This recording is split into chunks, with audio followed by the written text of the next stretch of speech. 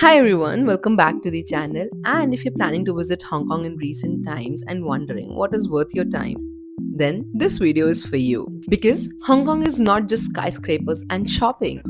It is theme park, cable cars, cultures, nature, all packed into one city. So here are the top 10 things to do in Hong Kong based on our personal experiences, and I'll be sharing some bonus activities towards the end of this video which you can consider if you have more time in Hong Kong. So Hong Kong is one of those cities where you can go from the silent monasteries to neon lit market in just 30 minutes. Therefore, I'll talk about the places which are not just touristy but also the experiences through which you can actually feel the city. I have made sure that this list balances high energy travel with the slow balance. So without wasting any further time, let's get started with the number 10, and make sure you watch this video till the end because number 1 is what defines Hong Kong. The number 10 on the list are the green escapes in the city, the parks like Kowloon Park, which is located right in the heart of Tsim Sha Tsui. This is one of the best places to slow down in the middle of the city.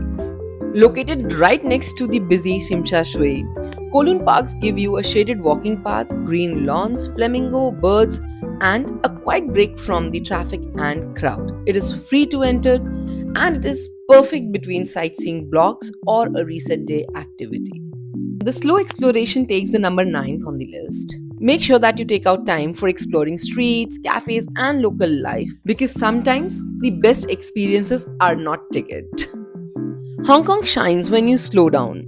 Explore areas like Tsim Sha Tsui, Central. This is where Hong Kong feels most real. The number 8 on the list is a one-day trip to Macau. If you have an extra day, Macau adds completely different flavor to your trip.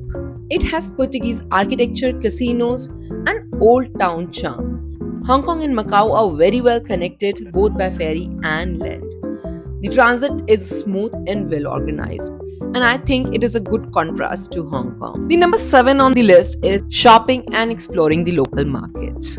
As you would already know that Hong Kong is shoppers' paradise, from street stalls to outlet malls. Places to consider are Ladies Market for souvenir and street vibes, Citygate outlets for branded shoppings and local street, and malls across Tsim Sha Tsui. Even if you don't buy anything, it is worth visiting for the night vibes and the atmosphere it has to offer. Number 6 on the list is Ocean Park.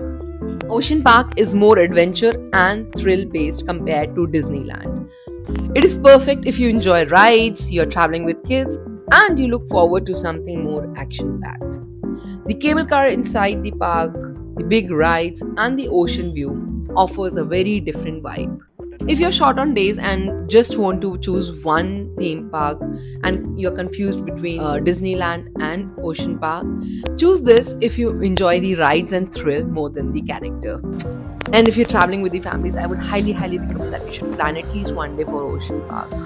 Okay, I would put Hong Kong cultural and spiritual side on number 5. These places balances out the city's fast energy. So there are a couple of places which I'll be covering at this point because I like them all for the peace they had to offer. You can visit Wong Tai Shin Temple where you will see locals, not just tourists. It is one of the most visited temple in Hong Kong. You can visit Nan Lian Gardens and Chi Lin Nunnery, which are located right next to the city, yet unbelievably peaceful. Number 4 on the list is Victoria Harbour and Staff Ferry. Of course, this is the most iconic picture you will see when you search for Hong Kong. Walking along the harbour, especially near Tsim Sha Tsui, is one of the simplest yet most beautiful things to do. It is so calm and scenic. The city lights, the cool breeze, and slow walks, and it costs nothing. When you're here, make sure to stay for the Symphony of Light show. I also would say if you have time, take a quick ride on the Staff Ferry.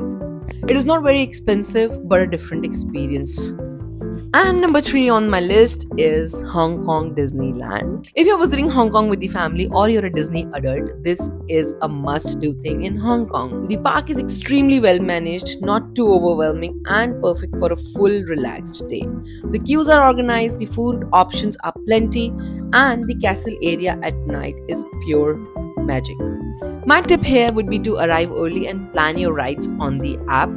and stay till the fireworks. This is non-negotiable. The best part about this Disneyland is that it is more organized compared to some other Disneylands which I have visited. The number 2 on the list is Neongping 360 and Big Buddha, because this is one of the most scenic experiences in Hong Kong. A long cable car ride over the mountain and sea takes you to the Neon Pink village, Tian Tin Buddha, and a peaceful monastery surrounding. Choose the crystal cabin for a better experience. And once you reach the top, the atmosphere changes completely. It is slower, quieter, and peaceful.